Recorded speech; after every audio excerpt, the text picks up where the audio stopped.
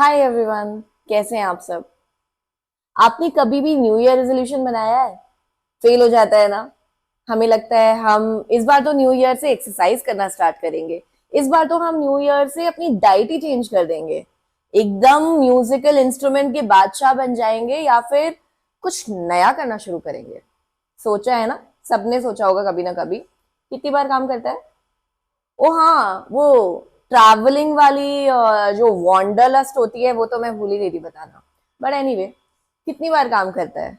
अपने finances manage करेंगे, घूमने जाएंगे ज्यादा, घर वालों से ज्यादा इंटरेक्ट करेंगे, एक्सरसाइज करेंगे, बहुत कुछ सोचते हैं, है ना। वो काम इसलिए नहीं करता क्योंकि अरे रे रे रे, इतनी जल्दी जानने की मतलब आप सच में अपनी हैबिट चेंज करना चाहते हैं? फिर तो आपको जानना बहुत जरूरी है। 5 चीजें बताने वाली हूँ ऐसी जिसकी वजह से जब भी आप सोचते हैं ना कि this is going to be my new year resolution, मैं अपने इस बर्थडे से ये चीज करना स्टार्ट करूंगी या करूंगा, वो इसलिए काम नहीं करता है। और मैं साथ में ये भी बताने वाली हूँ कि उसका सोल्यूशन क्या है।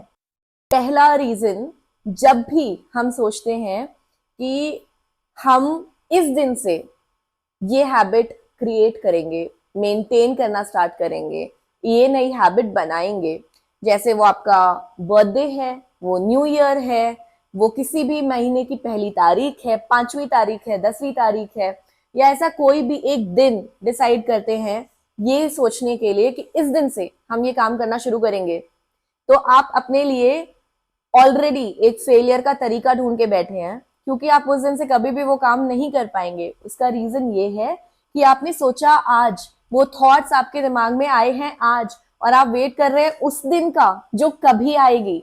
वो टाइम कभी नहीं आएगा, वो टाइम अभी है। अगर आपने आज सोचा तो अभी उसको करना स्टार्ट करिए। वेट मत करिए, क्योंकि वेट करने से वो थॉट आपके दिमाग से चला गया। लाइफ में इतनी सारी चीजें आती है ना कि कल क्या सोचा था वो आज याद भी नहीं रहता। आपको सीरियसली लगता है कि आप उस दिन जाकर के ये काम करना स्टार्ट कर पाएंगे? नहीं। सबसे सिंपल सही तरीका ये है कि अगर आपको आज लग रहा है कि आपको एक नई हैबिट डेवलप करनी है, आपको एक्सरसाइज करना स्टार्ट करना है, आपको अपनी बॉडी क्लींस करनी है, आपको अपनी डाइटरी हैबिट्स चेंज करनी है, आपको पढ़ना स्टार्ट करना है, कोई नया म्यूजिकल इंस्ट्रूमेंट सीखना स्टार्ट करना है, तो आज अभी वो स्टेप ले लीजिए। आपको लगेगा ये थोड़ा इम्पल्सिव बोल रही हूँ, बट ये इम्पल्सिव नहीं है। अगर आप आज कुछ स्टार्ट कर रहे हैं तो आपको पता होगा कि ओके ठीक है, मैंने आज स्टार्ट कर तो दिया, बट अभी ना मुझे ये चैलेंजेस आ रहे हैं। एक बार अपना ध्यान आप उस तरफ डाल सकते हैं। लेकिन अगर आपने अभी करना स्टार्ट नहीं किया तो आप तो शुरू ही नहीं कर पाएंगे। जब पहली सीढ़ी नहीं चढ़ेंगे तो ऊपर पहुंचेंगे कैसे? दूसरा सबसे बड़ा रीजन जिसकी वजह से हम चीजें एक बार शुरू तो कर लेते हैं लेकिन हमें वो बहुत जल्दी छोड़नी पड़ती है, वो रीजन ये है कि हम एक बहुत ही एक्सट्रीम पुश दे देते हैं खुद को पहले या दूसरे या तीसरे दिन में ही, और हमारी सारी की सारी मोटिवेशन, एनर्जी, सब कुछ उसमें चली जाती है। बट हम प्रिपेयर्ड ही नहीं होते हैं उसके लिए जो आने वाला है। अब आप सोचिए एक बार, अगर आप कुछ भी नया शुरू करने की कोशिश कर रहे हैं तो आपके सामने चैलेंजेस तो आएंगे ना। क्या आप उस चैलेंजेस के लिए प्रिपेयर्ड है? अब आपको लगेगा कि अगर मैं आपको चैलेंजेस के लिए प्रिपेयर्ड होने की बात कर रही हूँ मतलब स्टार्टिंग में ही शायद डिमोटिवेशन आ जाए, है ना। नहीं, ऐसा बिल्कुल भी नहीं है। अगर आप स्टार्टिंग में वो पुश, एक्सट्रीम पुश को कंट्रोल करके रखेंगे, मतलब अगर आपने सोचा कि मैं आज से एक्सरसाइज करना स्टार्ट करूं, तो पूरे 2 घंटे का एक्सरसाइज मत करिए, पहले अपनी मसल्स लूज करिए, थोड़ा वार्म अप करिए। शायद अगर आपने सोचा है कि मैं मुझे आज से आधे घंटे एक्सरसाइज करनी है, तो पहले दिन उस आधे घंटे में से 20 मिनट सिर्फ वार्म अप को दीजिए। बहुत ज्यादा जरूरी है, क्योंकि वो वार्म अप आपके लिए एक्सरसाइज है, क्योंकि आप कभी एक्सरसाइज नहीं करते। अगर आपको लगता है कि आपको लिखना शुरू करना है या फिर आपको पेंटिंग करना शुरू करना है, तो सबसे पहले पेंटिंग करने के लिए शेड्स करना शुरू करिए, ब्रश पकड़ना सीखिए। जब आप वो करेंगे ना, आपने खुद को ऑलरेडी मेंटली प्रिपेयर करके रखा है कि स्टार्टिंग का कुछ समय थोड़ा बोरिंग हो सकता है, और आप प्रिपेयर्ड हो उस चीज के लिए मेंटली, तो वो जो एक लथार्जी आती है ना स्टार्टिंग के 2-3 दिन के बाद, वो नहीं आएगी। जब आप कोई हाइक करना स्टार्ट करते हैं, कोई ट्रैकिंग का प्लान करते हैं, तो क्या आप सबसे पहले ही सबसे डिफिकल्ट वाली ट्रैक पे जाते हैं? और अगर एक बार सोच करके देखिए कि अगर आपने सबसे पहले अपने लिए सबसे डिफिकल्ट ट्रैक चूज कर लिया, तो क्या अगली बार आप ट्रैक पे जाना भी चाहेंगे? आपको ये नहीं लगेगा कि इट वॉज सो डिफिकल्ट, मैं जा ही नहीं सकता। अगर आपको लगा पहले ही दिन आप एम एफ हुसैन बन जाएंगे, तो क्या ये पॉसिबल है? एक दिन की मेहनत से तो कुछ भी नहीं होता। तो इसीलिए बहुत ज्यादा जरूरी है कि आप खुद को बता करके रखिए कि हम अभी ये चीज सिर्फ शुरू कर रहे हैं, धीरे धीरे चीजों को स्टार्ट करिए, पहले पुश में अपनी पूरी एनर्जी एग्जॉस्ट मत करिए। तीसरा रीजन जो होता है, कोई भी चीज हम स्टार्ट करते हैं उसके पहले हम ये सोच लेते हैं हमारे पास ये नहीं है, हमारे पास वो नहीं है। हमारे पास अगर हम पेंटिंग करना स्टार्ट करना चाहते हैं तो हमारे पास अच्छे ब्रशेस नहीं है। सबसे पहले तो हमें बहुत अच्छे ब्रशेस चाहिए, फिर हमें बहुत अच्छे अच्छे पेंट्स चाहिए। अगर हम स्केच करना स्टार्ट करना चाहते हैं तो हमें बहुत अच्छी पेंसिल्स चाहिए। ऐसा बिल्कुल भी नहीं है, कुछ तो होगा ना आपके पास। नहीं है तो बगल के मार्केट से सबसे सस्ती चीज जो अवेलेबल है वो ले आइए। आपको अगर स्विमिंग करना सीखना है तो उसके लिए आपको पूरे सारे गैजेट्स बहुत महंगे वाले होने जरूरी नहीं है। अगर आपको अपना यूट्यूब चैनल स्टार्ट करना है उसके लिए आपको एक बहुत महंगा कैमरा खरीदने की जरूरत नहीं है। जो आपके पास अवेलेबल है उस वक्त उसी से स्टार्ट कर दीजिए, और उसके बाद फिर आप लिस्ट बनाते रहिए कि मुझे ये चीज की जरूरत है, ये चीज की जरूरत है। क्योंकि ऐसा होता है ना कि अगर आपने अपना बहुत ज्यादा पैसा किसी चीज में इन्वेस्ट कर दिया और बाद में उस चीज को किया भी नहीं, तो ऑटोमेटिकली एक लतारजी आ जाती है, एक वो फीलिंग आ जाती है कि यार हम चीजें स्टार्ट तो करते हैं पर कभी खत्म तो करते नहीं, बस अपने पैसे वेस्ट हो जाते हैं। तो अगली बार आप कोई नई और दूसरी हैबिट बनाने के लिए भी कतराएंगे।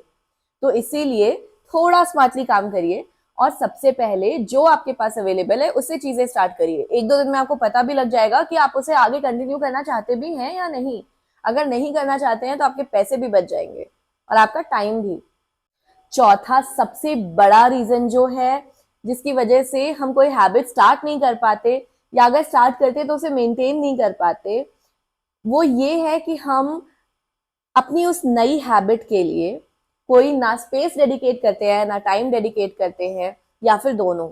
अब आप एक बार ये सोच करके देखिए कि आपका एक ग्रुप है 4-5 लोगों का, और उसमें एक नया इंसान आता है, ठीक है?